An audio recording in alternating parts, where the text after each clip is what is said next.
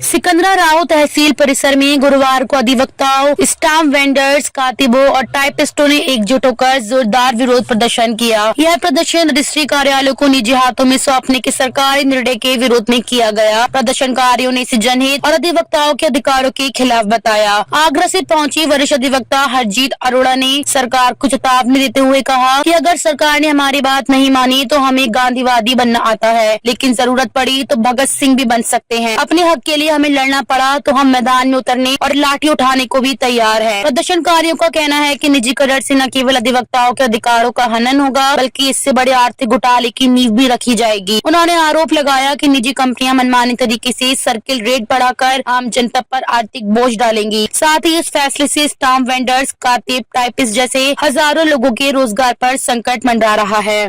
मैं advocate Harjeet Arora, civil court Agra. सरकार अधिवक्ताओं को पूरी तरीके से गुलाम बनाने की तैयारी में लगी हुई है।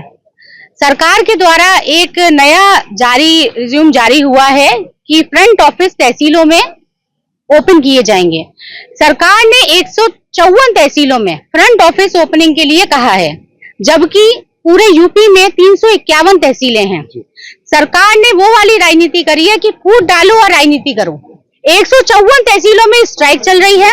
154 तहसीलों में जब लागू हो जाएगा तो 351 तहसीलों में भी लागू हो जाएगा। और हम अधिवक्ता इसके लिए संघर्ष कर रहे हैं और संघर्ष करते रहेंगे। और सरकार ने जिस तरीके से ये 154 तहसीलों में लागू करने का प्रयास कर रही है, चाहे हमें आंदोलन करना पड़े, चाहे हमें रोड जाम करना पड़े, हम सब करेंगे, लेकिन फ्रंट ऑफिस नहीं बनने देंगे। लगातार सिकंदराराव के अधिवक्ता पिछले 10 दिन से ज्यादा से धरना कर रहे हैं। आप आगरा की दरसी पे यहाँ आई हैं, तो क्या लगता है कि आप इनकी आवाज को कहाँ तक लेकर जाएंगी? देखिए, मैं यूपी बार काउंसिल का चुनाव लड़ रही हूँ। इनकी आवाज मतलब हमारी आवाज, हम एक परिवार हैं।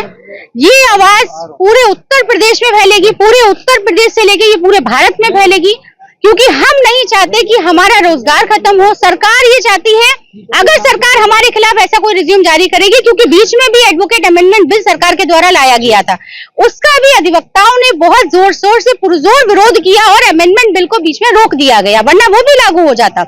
उसी तरीके से हम ये भी जो फ्रंट ऑफिस सरकार के द्वारा लाया गया है, इसके लिए भी हम विरोध करेंगे और इसको भी लागू नहीं होने देंगे, चाहे हमें इसके लिए कितना भी आंदोलन करना पड़े और कहीं तक भी जाना पड़े, चाहे हमें लखनऊ जाना पड़े, चाहे हमें कहीं भी जाना पड़े, हम इसका विरोध करेंगे। और अगर अधिवक्ता चाहे तो एक ऐसी सरकार जो अधिवक्ताओं के खिलाफ कोई भी ऐसा नया कानून लाएगी, तो हम ऐसी सरकार को उखाड़ फेंकने का भी प्रयास कर सकते हैं। दूसरी चीज, यदि अधिवक्ता गांधीवादी तरीके से आंदोलन कर सकते हैं, तो भगत सिंह की तरह भी क्रांतिकारी आंदोलन करना जानते हैं। तो सरकार को मैं आपके माध्यम से यही चेतावनी देना चाहूंगी कि अधिवक्ताओं को कमजोर ना समझे। अधिवक्ता यदि कलम के सिपाही हैं, कलम के सिपाही माने जाते हैं, तो जब उनके आत्मसम्मान की बात आएगी तो वो लाठी चलाना भी जानते हैं।